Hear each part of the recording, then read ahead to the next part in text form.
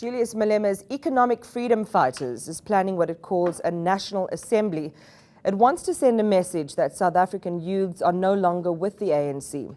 And one South African businessman says he is ready to put his money where his mouth is and take on the ruling party. Joined now by economic freedom fighter Kunene. Mr. Kunene, good evening. Good evening. Thanks for coming in.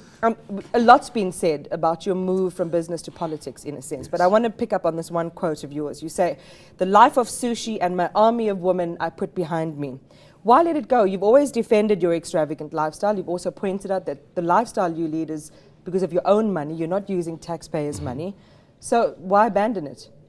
Because I want to focus on the work ahead. Politics is about image, a certain particular image, and obviously you have to rebrand yourself when you go into politics. So I don't want to be involved with sushi and then I don't have time to be doing what needs to be done. So is the old Kenny gone? Is he really gone? He is the bling Kenny, is he gone? Do you believe in the Bible? Don't ask me any questions. I don't want to explain my religious beliefs. If you believe in the Bible, you'd know that Moses was a murderer before he took God's people into Canaan.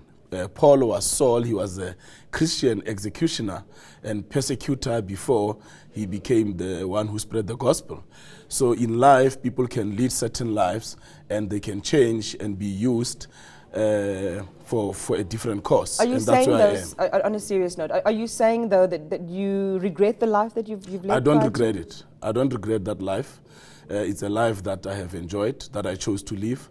And I'm just focusing on something else, which is different. So you can't mix the two lives together. You need to focus. So what are we likely to see from yourself and the rest of the members of the EFF, prominently among them Floyd Shivambu and Julius Malema? What are we expecting? Obviously, we are busy doing consultative forums, going into provinces, speaking to South Africans and saying what is it that needs to be done. And we'll be having a National Assembly end of this month where representatives from different provinces will come and we will discuss a way forward. If they say we want the Economic Freedom Fighters movement as a political party that contests the election, that's the direction we will take. We have put together a team of professors and economists to assist us with putting together the policy document in terms of the guidelines that we are discussing.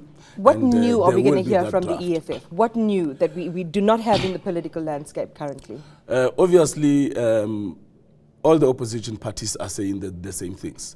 The Economic Freedom Fighters movement, although it's not yet a party, has already raised some issues which are not raised by any other political party: nationalization of mines, land redistribution, free education, and obviously once the policy document is put together and is final, we will then have details of other policy matters that are radical that we are going to push. And your policy on women, for example, again, you know that politics is tough, and that your past behavior, past statements will come back, and people will make comparisons between the old Kenny and now the political Kenny. What will change about things like policy on women? I don't know what is wrong that I've said about women in the past. Well, people have said that you've objectified women, that you haven't respected women in the way that people would have liked to have seen.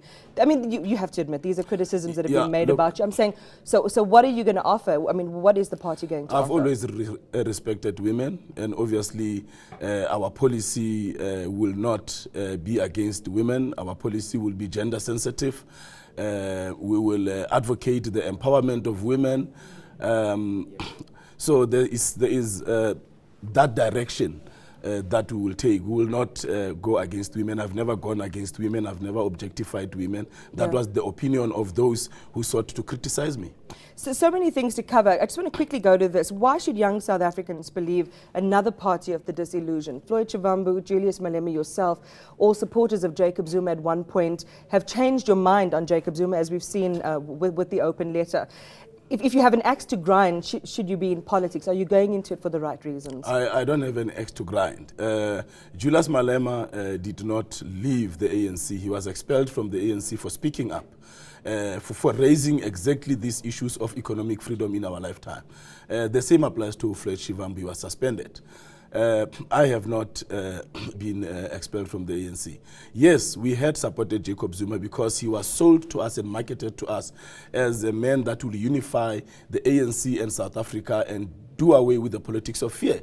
Like Martin Niemöller in Germany, who supported Hitler to power, but when Hitler suppressed religion, he decided to take a stand. It doesn't mean when you supported somebody to power, you can't take a stand when they don't fulfill their mandate. How concerned are you by what you are calling this climate of fear within the ANC and those who speak out against the ANC? You claim you've now been warned not to criticize Zuma. Talk to us about that warning and that threat. I have been getting calls from people who've been saying, look, don't speak against the president, retract what you have said. But has someone threatened you directly? Yes, but also the ANC has done that threat, not just to me, but to all South Africans. In their response letter that they said is general, they said elsewhere in the world, it's a criminal offense to criticize a sitting president. Now, you and I know that it is only in dictatorial states where people are locked up, beaten up, and killed if they criticize a president. And have you been threatened with your life? And in a response by Gwede Mantashe to me saying that he needs to speak up to the president and stop speaking in the corners that the president is a mistake, he sent a letter again responding. And at the end of that letter, they said that they will deal with people like me. So those are strong words that are a threat, that are threatening. Are you genuinely concerned for your life, Mr. Kunene? Would you go as far as laying charges against those? I believe that it is an effort to intimidate me, to threaten me, to scare me. I will not be scared, I will not be threatened, I will not be intimidated. We are living in a democracy. If needs be that I should protect myself, I will do so.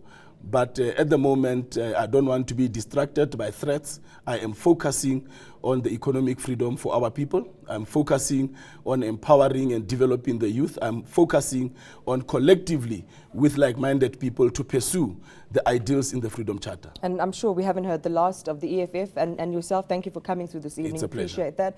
Businessman and economic freedom fighter Kenny Kunene.